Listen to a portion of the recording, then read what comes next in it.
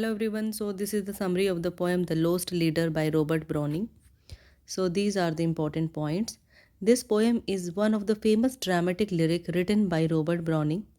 This was first published in Bells and Pomegranates in 1845 and later in the dramatic romances and lyrics. This poem was written in response to William Wordsworth's accepting poet laureateship in 1843. Browning addresses William Wordsworth as the lost leader in the poem. The poet criticizes Wordsworth for betraying his ideals and for receiving the honors from the Conservative Party he previously opposed. The poet also blames him for deceiving his followers by turning his back from the cause of human liberty and by getting favors from the monarchy. This poem is a dramatic monologue spoken by a member of Republican Party who laments at the loss of their leader. So this is the text of the poem.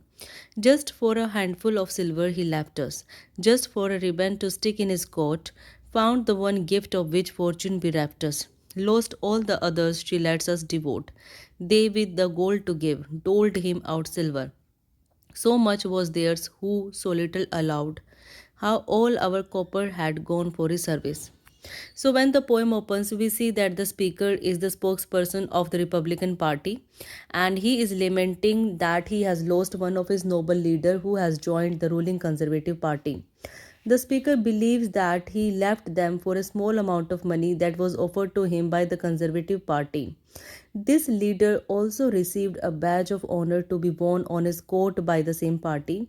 Next speaker says that this leader is bribed by the Conservative Party, that is why he left his followers. Next speaker says that this leader received a pension of around $300 and also the position of poet laureateship, which the Republican Party could not offer to him. But in doing so, he had lost love, honor, and worship that his followers felt for him.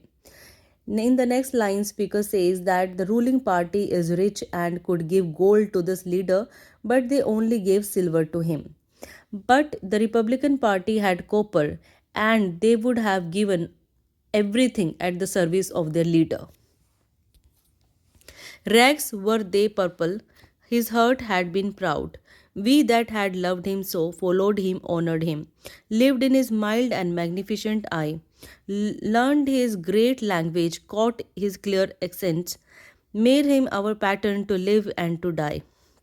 Shakespeare was of us, Milton was for us, Burns, Shelley were with us, they watch from their graves. So, in these lines, speaker says that the people in the Republican Party are poor and they could only give rags to the leader, but they would have honored and worshipped him a lot. This leader would have felt proud to see their love and devotion for him.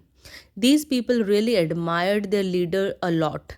They praised his gentle and wonderful nature and they made his views as their own and spoke what he would speak. This leader was their model and they were ready to follow him in life and in death as well. Next, the speaker gives example of other writers and poets. He says that Shakespeare was also a Republican like them. Milton also supported their principles, and Robert Burns and Shelley were also Democrats like them. So, all of these great poets are watching their struggle from their graves and are inspiring and motivating them. These poets are supporting them in their fight for liberty and justice. He alone breaks from the van and the freeman. He alone sinks to the rear and the slaves. We shall march prospering not through his presence. Songs may inspire us, not from his lyre. Deeds will be done while he boasts his cuisines. Still bidding crouch, whom the rest bade aspire. Blot out his name, then record one lost soul more. One task more declined, one more footpath untrod. So in these lines, speaker says that Wordsworth left them and became a slave to the Conservative Party. He left them alone in their movement for freedom and equality. So the speaker is of the view that their leader stoops down and supports the oppressors. Next, the speaker says that even though their leader has deserted them, they are not discouraged to continue their fight for freedom, justice, and equality. They are sure that one day they will be able to achieve victory. But their leader won't be with them to inspire and motivate them with his poems.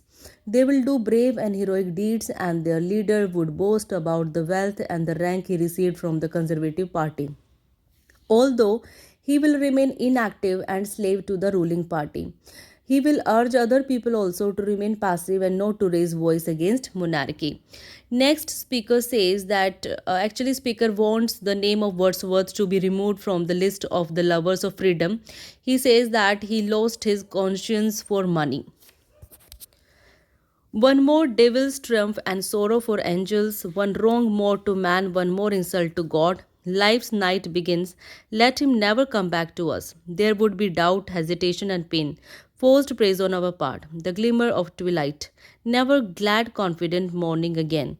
Best fight on well, for we taught him, strike gallantly. Menace our heart, ere we master his own. Then let him receive the new knowledge and wait us, pardoned in heaven, the first by the throne. So, in these lines, speaker says that Wordsworth stops working for the cause of freedom. He deviates from the path of virtue and justice, and devils are celebrating their victory, and angels are shedding tears. Next speaker says that this betrayal done by Wordsworth is a kind of insult to God, and it is a great wrong done to entire mankind. Next speaker says that their life would be a darkness without their leader, but they would miss his inspiration and motivation, and they don't want him to return to them back because he had cheated them. So they won't be able to appreciate him with the same confidence and enthusiasm that they once had for their leader. Next, the speaker says that they would have doubts regarding him and they would hesitate to follow him if he comes back to them. So he doesn't want Wordsworth to come back to them. So speaker says that now it is better if their leader stays with the Conservative Party, because if he comes back they will praise him unwillingly and reluctantly, as he has lost his credibility. Next, he says that they have taught him to fight bravely, but he is using this skill against them only. But these people are not discouraged, but they are sure that they will be victorious at the very end, because they are fighting for a just cause. Next, he says that his leader is going to gain wisdom and experience after his defeat, and they are sure that they will defeat him one day. And finally, the speaker says that his people would pray to God to forgive their leader and his treachery and betrayal done to them. And here the poem ends.